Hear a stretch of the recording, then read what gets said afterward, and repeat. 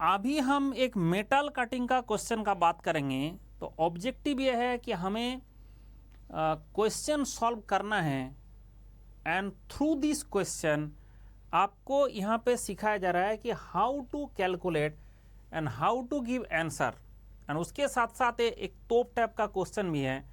ऐसे generally gate exam में नहीं आता है, ये आईएएस का ही आईएएस में ही आता है, बट फिर भी गेट का भी स्टूडेंट इसको करे क्योंकि ये बहुत ही तोप क्वेश्चन है। Orthogonal cutting, rake angle 12 degree, undeformed chip thickness 0.1 millimetre, cutting ratio 0.25, width of cut 2.5 millimetre, with cutting velocity इतना metre per minute, tool chip contact length आपका इतना है, coefficient of friction 0.7, shear strength, density specific heat and thermal conductivity of the metal 200 megapascal, इतना KG per metre cube, इतना joule per KG kelvin and 50 watt per metre kelvin respectively. आपका सब कुछ दे दिया गया। 90% of the shear energy is going to chip and 10% of to tool, and ambient temperature is 30 degree Celsius. Calculate shearing power, calculate average shear plane temperature and frictional power। ये दोनों तो आप कर पाओगे, पहला फर्स्ट एंड थर्ड।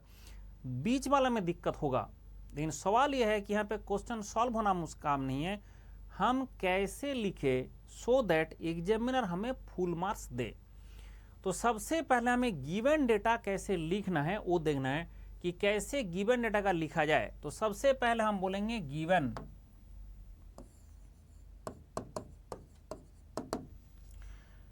अब एक एक करके देखिए कि लिखा है रेक एंगल।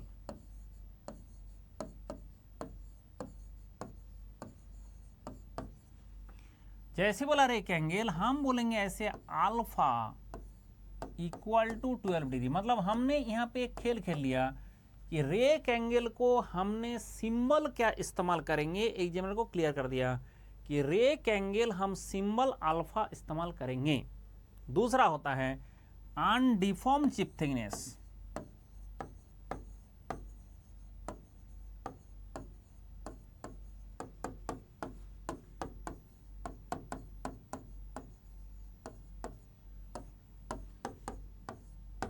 अब क्या हुआ, नहीं टीसी नहीं, टी कर दो इसको, हमारा ये आदत है टी यूज करने का, तो टी।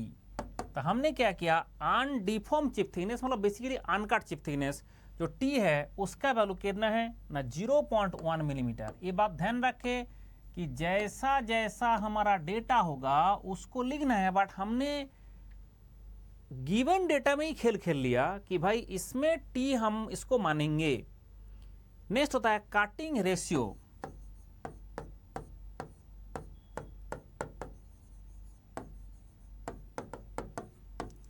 R equal to 0.25। उसके बाद होता है width of cut.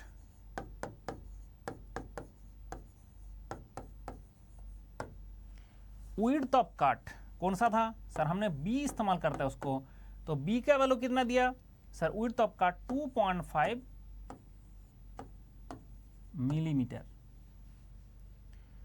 Cutting velocity,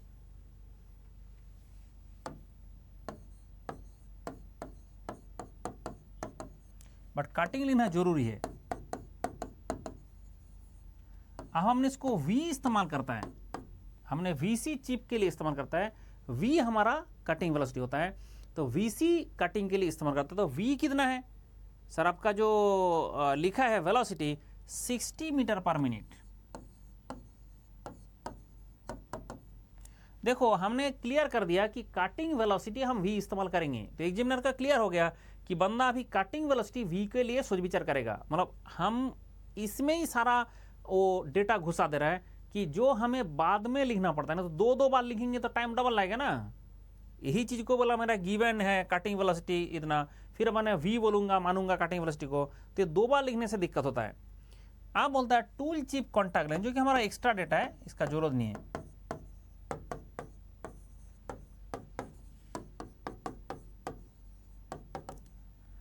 हम इसको मान लेते हैं कोई L, tool chip contact length, tool हो गया, चिप TC कर दो, L tool chip contact length that is equal to 0.25 minute. जो डेटा हमें जरूरत नहीं, इस क्वेश्चन में तो इसका कोई जरूरत नहीं पड़ेगा, ये tool chip contact length. Coefficient of friction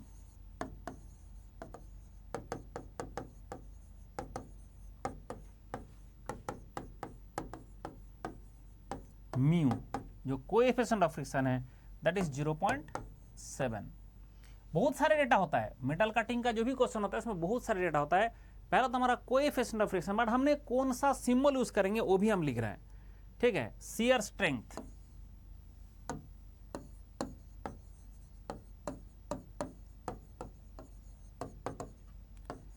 टाउएस, shear strength जो टाउएस होता है वो कितना है 200 मेगापास्कल।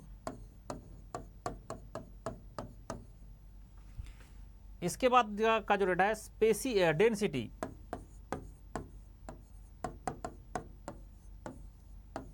रो हम इस्तेमाल करेंगे।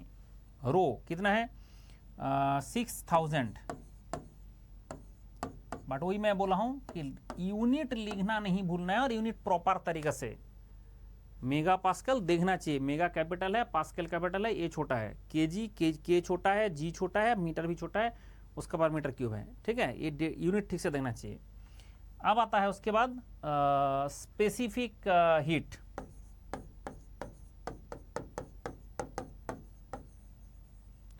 कौन सा सिंबल यूज करेंगे स्पेसिफिक हीट के लिए? सर हम स्पेसिफिक हीट हमारा बचपन से सी यूज करते हैं। स्पेसिफिक हीट कितना है 500। अब यहीं पे खेला जाएगा joule per KG kelvin. Joule capital है, केजी का के कैपिटल है, जी छोटा है एंड केल्विन का के बड़ा है। खोपड़ा में घुसे बात, ये जूल पर केजी केल्विन है तो के जूल कैपिटल होना चाहिए, केजी का के छोटा होना चाहिए, जी छोटा होना चाहिए और केल्विन का के बड़ा होना चाहिए, नहीं तो तुम्हारा यूनिट गलत हो जाएगा, ठीक है। अब होता है और लास्ट में कौन सा था थर्मल कंडक्टिविटी, जो कि जरूरत नहीं है।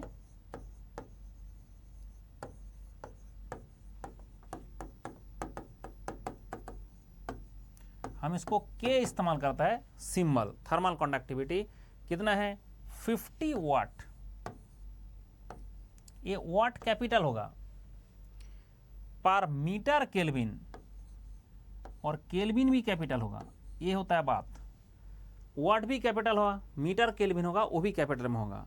ये सारे कहानी जो गिवन डेटा है हमें सब कुछ नहीं। एम्बिएंट टेम्परेचर लास्ट हो गया, एम्बिएंट टेम्परेचर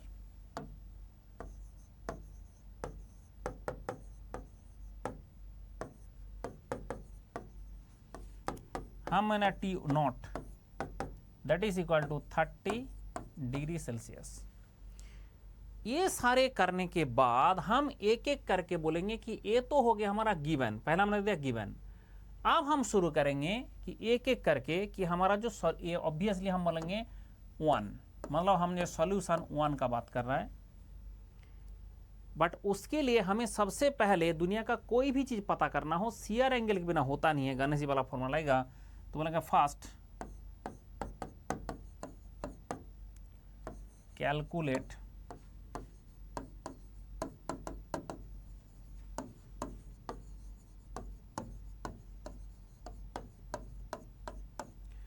तो हमने बोला कि हम फर्स्ट कैलकुलेट कर रहे हैं, कैलकुलेटिंग शियर एंगल फाई, ठीक है। अब हमने सारे सिंबल ऑलरेडी इस्तेमाल कर लिया तो हम सीधा बोलेंगे आपका tan phi equal to R cos alpha by 1 minus R sine alpha. तो हमने जब बोल दिया भाई, हमने तो सारे जो आर का मतलब क्या है मेरे पास पहले पता है, अल्फा का मतलब क्या है मेरे पास पहले ही पता है, तो फिर एग्जामिनर बोलेगा कि कोई बात नहीं, आप पहले तो सारे सिंबल यूज कर चुके हो और यहाँ भी मेरा फाई का अननोन था, मैंने शियर एंगल लिख में ब्रैकेट में फाई लिख दिया। इससे टाइम बहुत कम लगता है एंड सारे चीज क्रिस्टल क्लियर रहते हैं। हम बोलेंगे और tan phi equal to R का value 0.25 into cos of alpha, alpha का value 12 degree, 1 minus 0.25 sine of alpha का वैल्यू 12 डिग्री। जैसे हो गया आप बोलोगे और फाई इक्वल टू आपको कैलकुलेटर से कैलकुलेट करना है एंड जो हमारा आंसर आ रहा है 14.46 डिग्री। तो जैसे ही बोला हमारा 14.46 डिग्री आ गया, तो एक कहानी तो यहाँ से समाप्त हो गया। लेकिन क्या एग्जामिनर आपको ये पूछा था, बोला सर ऑप्शन 1 में मुझे पूछा था शियरिंग पावर, तो विदाउट एनीथिंग मेटल कटिंग का कोई भी क्वेश्चन है गणेश जी वाला फॉर्मूला तो लगेगा, इसलिए हमने शियर एंगल फाई पता कर लिया। अब हमें चाहिए, दिमाग में है कि भाई शियरिंग पावर होता है F S into V S, तो हमें निकालना पड़ेगा शियर फोर्स। अब आपको पता है कि सर दुनिया में कभी भी अगर शियर स्ट्रेंथ गिवन है, अगर इसके साथ हमने शियर एरिया मल्टीप्लाई करते हैं तो फिर शियर फोर्स हो जाएगा। दुनिया में कहीं भी अगर शियर एंगल पता है उसके साथ शियर फोर्स अगर हम मल्टीप्लाई कर देते हैं तो हो जाएगा। तो शियर एंगल आपको पता है, सिर्फ आपको शियर स्ट्रेंथ पता है। तो now calculate for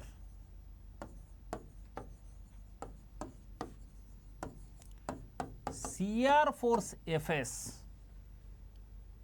shear force FS, FS equal to tau S into A S. अब क्या एस के बारे में आप बताया, लिखो where S equal to shear area that is equal to B into T divide by sine phi.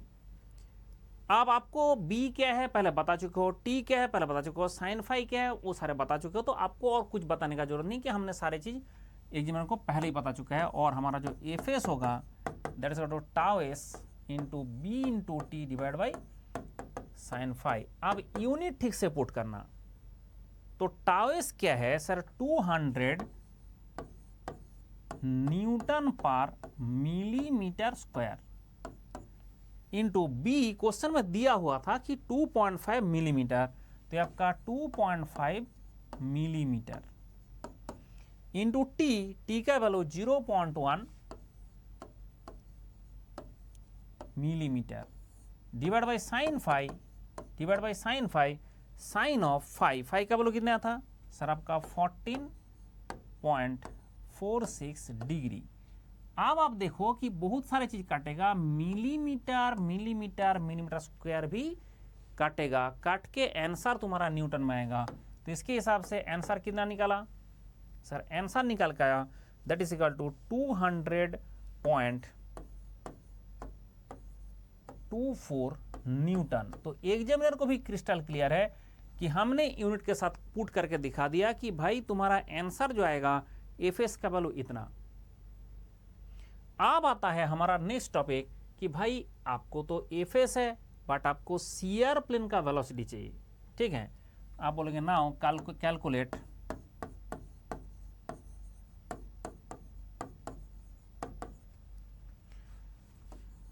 Shear velocity vs। अब हमें पता है कि शियर वेलोसिटी vs के लिए हम जो फॉर्मूला यूज करते हैं वो आपको बचपन से ही पता है और ये डायरेक्ट यूज किया जा सकता है। vs by v equal to cos alpha by cos of phi minus alpha. अब देखो हमने पहले लिखा कैलकुलेट शियर वेलोसिटी vs। अगर हम कैलकुलेट करना चाहते हैं शियर वेलोसिटी तो ये वाला लगेगा फॉर्मूला, तो vs का वैल्यू हो जाएगा v into cos alpha by cos of phi minus alpha. तो v कितना हुआ सर, वेलोसिटी तो आपको क्वेश्चन में दिया था, लेकिन दिक्कत यह है कि वेलोसिटी लिखा है मीटर पर मिनट में, ये आपका लिखा है मीटर पर मिनट में, तो सर ये नहीं चलेगा। 60 मीटर पर मिनट है, तो आप यहाँ पे भी डायरेक्टली लिख सकते थे कि sir that is equal to 60 metre by 60 second that is equal to 1 metre पर सेकेंड। क्यों भाई, क्योंकि 60 मीटर तो मीटर रहेगा, नीचे मिनट है, 1 मिनट 60 सेकंड होता है, तो 60 काट के आपका 1 मीटर पर सेकंड है, तो इसके चक्कर में 60 मिनट होगा तो 1 मीटर पर सेकंड हो जाएगा। तो v का वैल्यू कितना है, what is the v sir, यहाँ पे हमारा दिख रहा है 1 मीटर पर सेकंड हो जाएगा, मीटर पर second, and cos of alpha, alpha कितना है 12 degree divide by cos of phi कितना है 14.46 माइनस 12 डिग्री। जैसे ही पुट किया तो बताइए आपका vs कितना निकाला। बताइए आपका वी एस जो है उसका वैल्यू कितना निकला, कैलकुलेट इट, सीधा कैलकुलेट करें, सीधा कैलकुलेट करें तो ये आपका 1 मीटर पर सेकंड, बट मीटर पर सेकंड आएगा क्योंकि आपने इसका मीटर पर सेकंड यूज किया, ये भी ध्यान रखें मीटर, बाकी तो कोई यूनिट डायमेंशन नहीं है, कॉस थीटा का डायमेंशन और कॉस थीटा का कुछ नहीं है, ठीक है, इसलिए कॉस कॉस का तो बात खत्म ही हो जाएगा। सर इसके कर क्या रहा है 0.979 मीटर पर सेकेंड, मीटर भी छोटा है, अच्छा सेकेंड एसीसी नहीं होता है, सेकेंड एस होता है, एसआई यूनिट का सेकेंड एस होता है, सीजीएस का एसीसी होता है, इसलिए आपका एस लिखना है, ये भी ध्यान रखें, ये बहुत बड़ा यूनिट का लोचा है, बचपन से हमारा आदत क्या है एसीसी लिखूं बड़ा बड़ा लगेगा, बट एसीसी नहीं होता है, एस होता है एसआई यूनिट, इसलिए मीटर पर सेकेंड एस होगा, क्योंकि एस जब एसआई यूनिट आया था तो लोगों ने ऐसे ही किया था। अब आ गया हमारा शियरिंग पावर, आप बोला sir now calculate shearing power,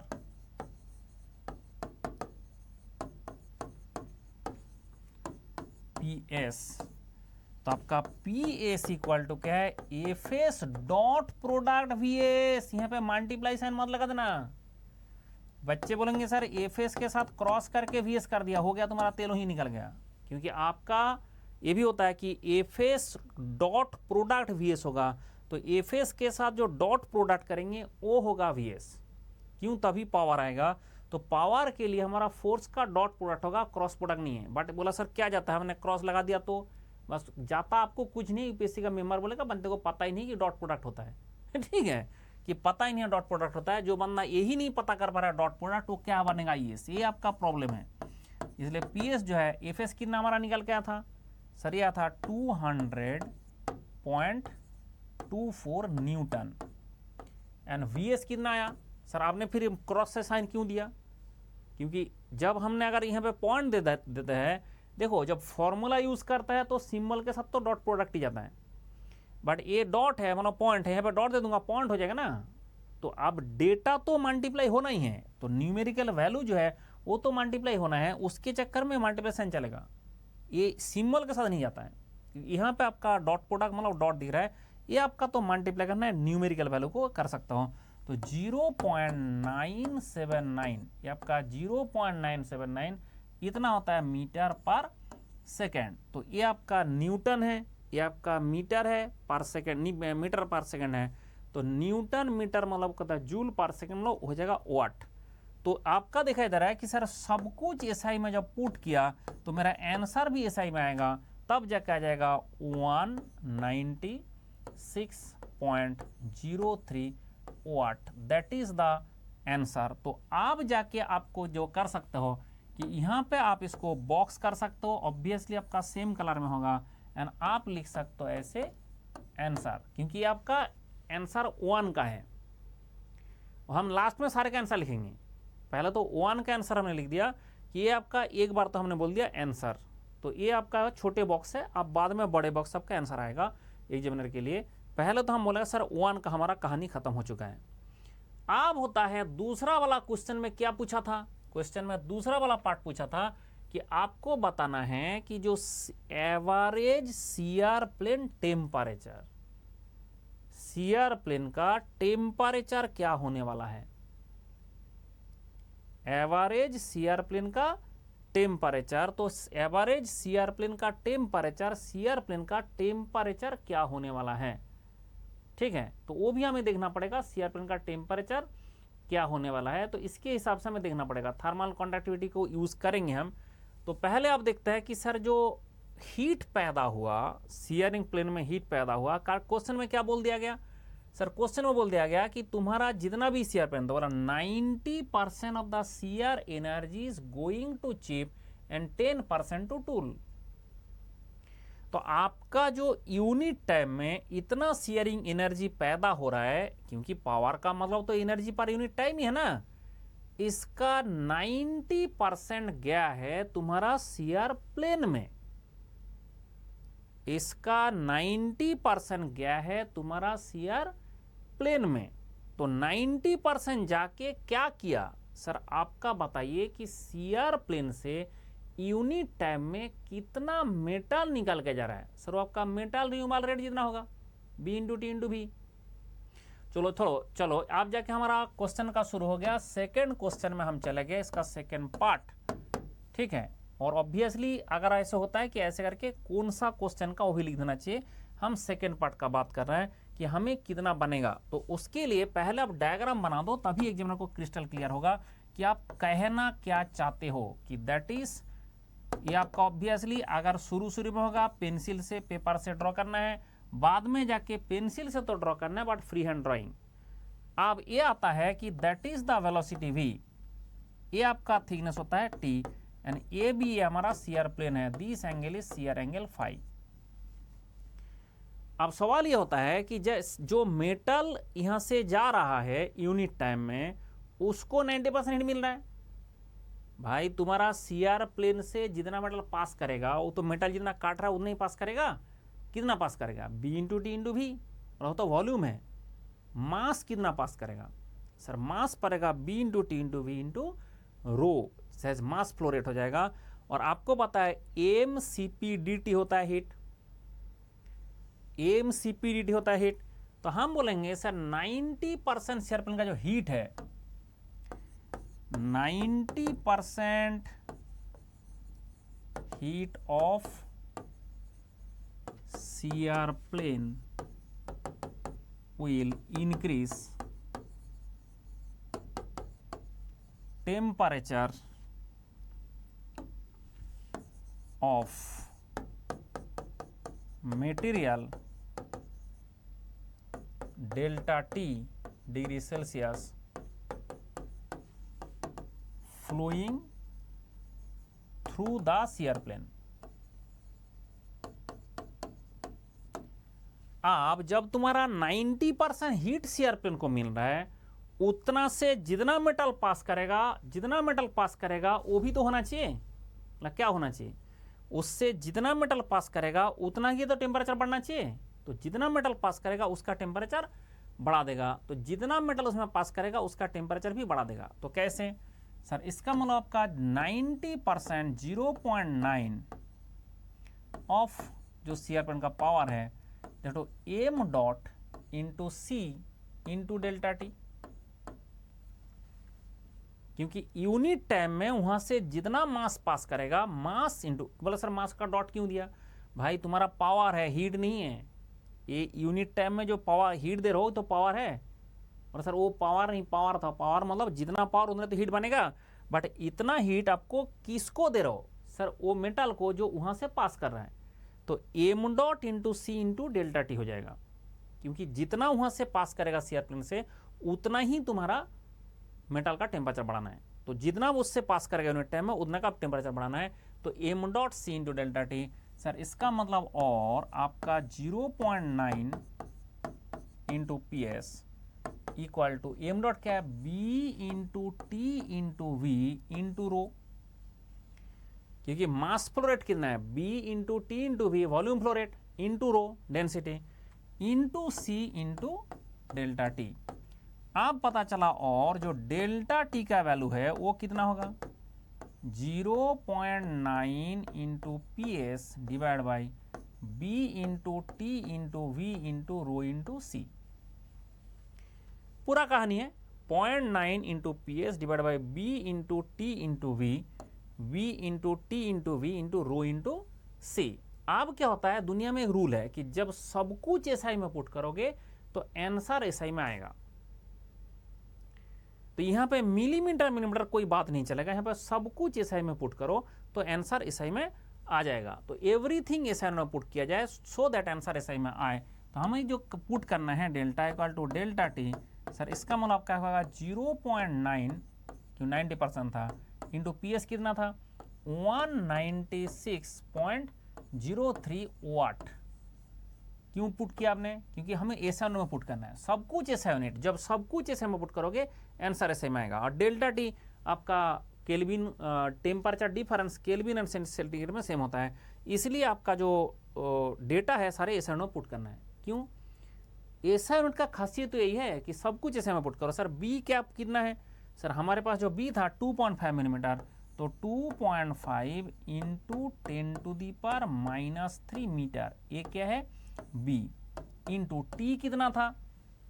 sir T का वैल्यू था 0.1 मिलीमीटर, इसलिए 0.1 इंटू 10⁻³ मीटर, ठीक है, इंटू बी इंटू टी हो गया। वी कितना निकाला सर, ऐसा यूनिट में चाहिए 1 मीटर पर सेकेंड, 1 मीटर पर सेकेंड, ये हो गया वी, इंटू आपका रो कितना है sir, that is equal to 6000 kg पर मीटर क्यूब, वो भी ऐसा यूनिट हो गया। 6000 kg पर मीटर क्यूब, वो भी ऐसा यूनिट हो गया। अब सी कितना था, सी का वैल्यू भी ऐसा में था, क्यों ना, एक किलो जूल नहीं देख लेना, अब आपका कभी भी होता है उसका किलो जूल है कि नहीं वो बात देखना पड़ता है, और कोई नहीं। आप बताइए कि आपका जो स्पेसिफिक हीट है वो क्या 500 जूल ऐसा यूनिट है, केजी भी ऐसा यूनिट है, केल्विन भी ऐसा यूनिट है। किलो जूल अगर हो जाएगा तो हमें उसका 10⁻³ करना पड़ेगा, तो यहाँ पे kilo joule per KG kelvin नहीं है, जूल पर केजी केल्विन है, इसलिए हमारा प्योर ऐसा यूनिट है। इसलिए ऐसा यूनिट बोला, प्योर क्यों बोला आपने ना, उसका जब मल्टीप्लायर हो जाता है और डिराइव्ड हो जाता है, इसलिए हमारा प्योर ऐसा यूनिट है। तो ये आपका 500, इसमें क्या मिला 500 जूल पर केजी केल्विन। आप बोला सर इसका मतलब पूरा कहानी का जो टेम्परेचर होगा, टेम्परेचर डिफरेंस होगा, वो कितना होगा, इतना केल्विन का टेम्परेचर डिफरेंस आएगा। तो you have to now calculate using calculator. तो पता चला सर इसका टेम्परेचर है 235.24 केल्विन। ये भी ध्यान रखें कि आप जब सब कुछ केल्विन में एसआई में पुट के आंसर केल्विन में आएगा, बट आपको पता है टेम्परेचर डिफरेंस केल्विन में निकालो और टेम्परेचर डिफरेंस सेल्सियस में निकालो तो सेम आएगा 235.24 डिग्री सेल्सियस। ऐसे कैसे सर, केल्विन सेल्सियस आपने सेम कर दिया, नहीं भाई, ये टेम्परेचर डिफरेंस है वो सेम रहेगा।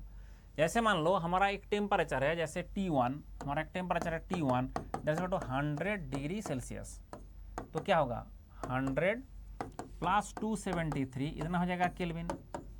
एक टेम्परेचर है K कैपिटल T2, इसका 30 डिग्री सेल्सियस, आप क्या होगा सर, आपका 30 प्लस 273, इतना हो जाएगा केल्विन। करो माइनस सर, अगर माइनस करोगे तो आपका T1 माइनस T2 जो आपका डेल्टा T आ रहा है दैट इज इक्वल टू देखो 100 माइनस 30 है, और यहाँ पे भी देखो आपका क्या होगा सर, आपका 100 प्लस 273 माइनस 30 माइनस 273, तो आपका 273 काट गया, काट के आपका आ जाएगा केल्विन। तो क्या आपका सेम टू सेम डिफरेंस, या आपका डिग्री सेल्सियस का डिफरेंस और केल्विन का डिफरेंस सेम नहीं आया। तो इसके कारण क्या होता है कि आपको ये जो डेल्टा टी है सब कुछ इस समय पुट किया था, आपका सब कुछ यूनिट के हिसाब से देखोगे केल्विन ही बचेगा, बाकी सब खत्म हो जाएगा। बट मेरा तो डिग्री सेल्सियस का डिफरेंस तो सेम रहता ना, इसलिए हम डिग्री सेल्सियस में यूज करेंगे।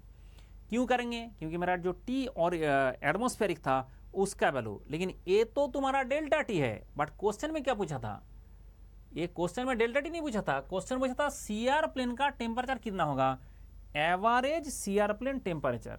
तो बोलेंगे sir now average shear plane temperature is, therefore average क्यों बोल रहा है, क्योंकि आपका सीआर प्लेन में कहीं पे कम कहीं पे थोड़ा ज्यादा होगा, तो उसका हम कंसीडर नहीं कर सकते क्योंकि उसका हमारे पास उसका डेटा नहीं है। तो ये होगा एवरेज सीआर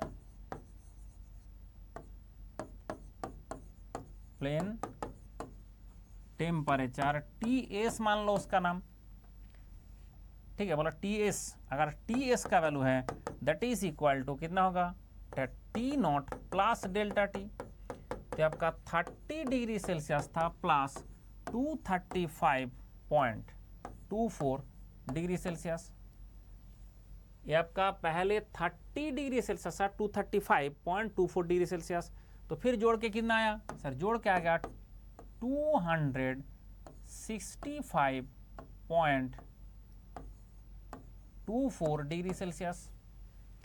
तो ऐसे करके हमें सीआर प्लेन का, आप जाके बोला सर ये जो चीज है इसको भी हमें अंडरलाइन करना है और यहां पे लिखना है आंसर,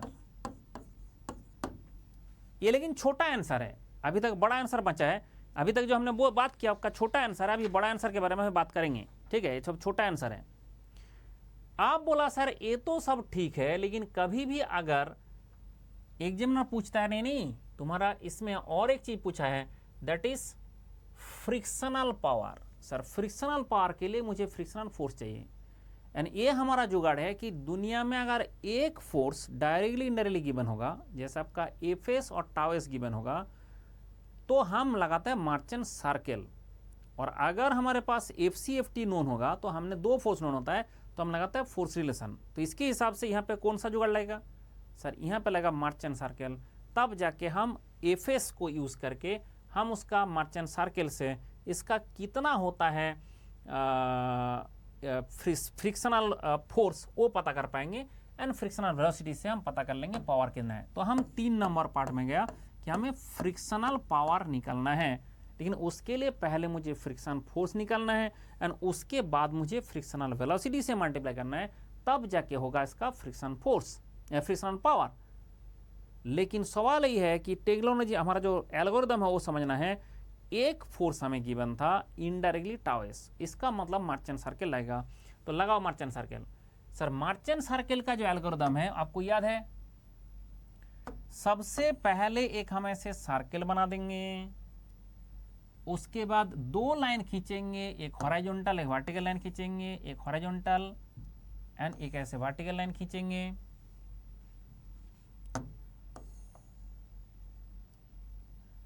उसके बाद हमें क्या करना है, इसको 2 हाफ में तोड़ने के लिए, 2 हाफ में तोड़ने के लिए एक ऐसे करके रिजल्टेंट फोर्स बनाएंगे, बट इस सर्कल को 2 हाफ में तोड़ना चाहिए। ठीक है, इस सर्कल को 2 हाफ में तोड़ना चाहिए। This will become R. अब हमें एक टूल बनाना है, जो टूल कैसे बनेगा, एक हमें टूल बनाना है जो ऐसे करके 12 डिग्री एंगल, बट एग्जैक्टली 12 का में जरूरत नहीं, हम सिर्फ लिख देंगे कि अल्फा इक्वल टू 12 डिग्री। अब इसको जब एक्सटेंड करेंगे तो ए वाला हो जाएगा फ्रिक्शन फोर्स एफ, क्योंकि ए रेक सरफेस में आना चाहिए फ्रिक्शन फोर्स, एंड इसका नॉर्मल के साथ जोड़ देंगे तो आपका नॉर्मल फोर्स आ जाएगा, ए होगा 90 डिग्री। ये आपका एफ सी हो जाएगा, this is F C, and ये आपका हो जाएगा F T, that is vertical force, ये भी आपका 90 डिग्री, एंड ये आपका आ जाएगा एफ एस, कौन सा आ जाएगा एफ एस, ये एंगल आपका फाई है, ये आपका आ जाएगा वी एस। ठीक है, F S and V F N, and this angle is beta minus alpha, this angle is beta. आप बोला सर आपने बीटा कहाँ से लाया, ये तो यही भी लिखा नहीं था। तो हम बोलेंगे यहाँ पे आपका एक्चुअली अभी क्वेश्चन सोच विचार करना है कि सर जो हमने बीटा यूज किया, तो friction angle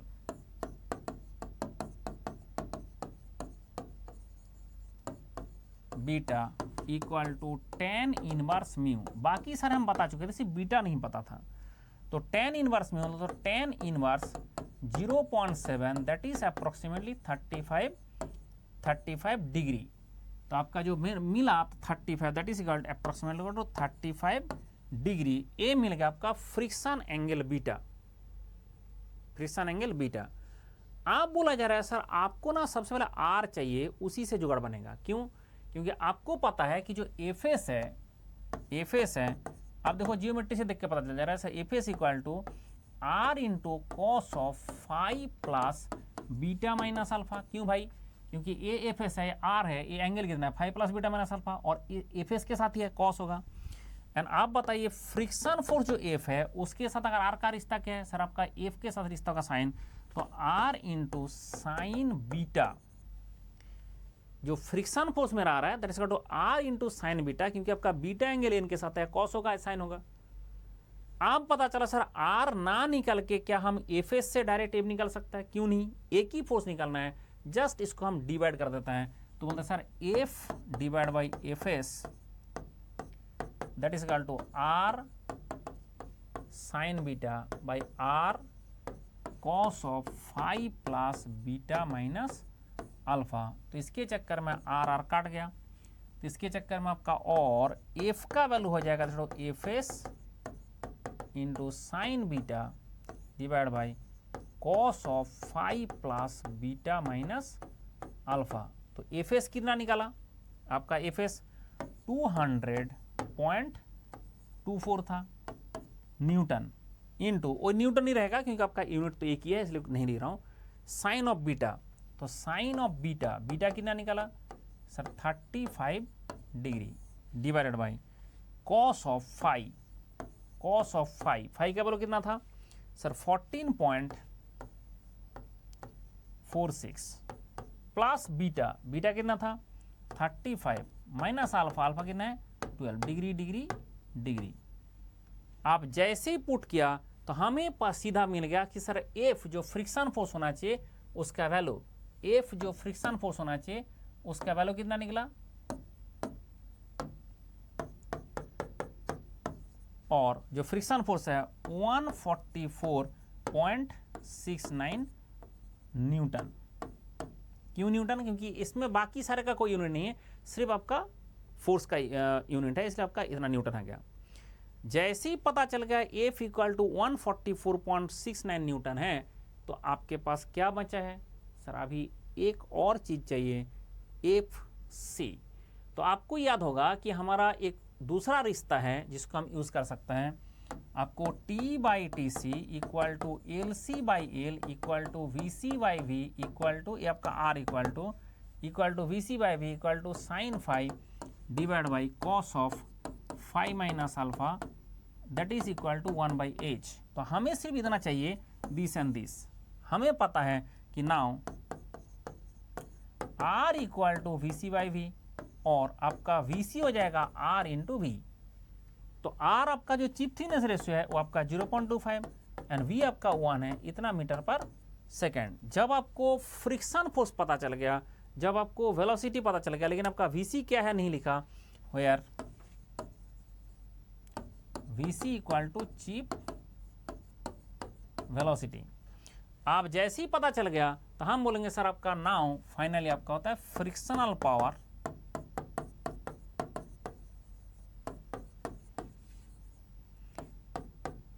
F, power F कर दो, that is equal to F dot product VC. तो इसके चक्कर में एफ कितना निकला सर, एफ का वैल्यू आ जाएगा that is equal to F का वैल्यू कितना है सर 144.69 न्यूटन एंड ये कितना है 0.25 मीटर पर सेकेंड। तो आपको पता चल गया जब सब कुछ ऐसा यूनिट है, आंसर भी ऐसा यूनिट में आएगा, तो ये आपका रहा 36.17 वाट। तो ऐसे करके हम लोगों ने पता किया। तो ये जो आपका पी एफ है ये हम लिखेंगे लास्ट यहाँ पे एक आंसर, लास्ट वाले में हम यहां भी लिख देंगे दैट इज आंसर। लेकिन इसके बाद आता है फाइनल काम जो हमें जरूरत पड़ता है, क्योंकि एग्जामिनर इतना देख के ये नहीं होंगे, हम ऐसे फाइनल लिखेंगे आंसर 1 कितना आंसर आया था, आंसर 1। सबसे पहले बताओ कितना आंसर आया था, सबसे पहले 1 का शेयरिंग पावर। तो पहले था शेयरिंग पावर, तो हमने बोलेंगे यहां पर आपको पूरा लिखने का जरूरत नहीं है, और ऐसे लिख सकते हो, अच्छा है। जो शेयरिंग पावर आया था that is equal to 196.03 watt. Unit लिखना भूलना नहीं। नंबर 2 क्या था, एवरेज शियर प्लेन टेम्परेचर,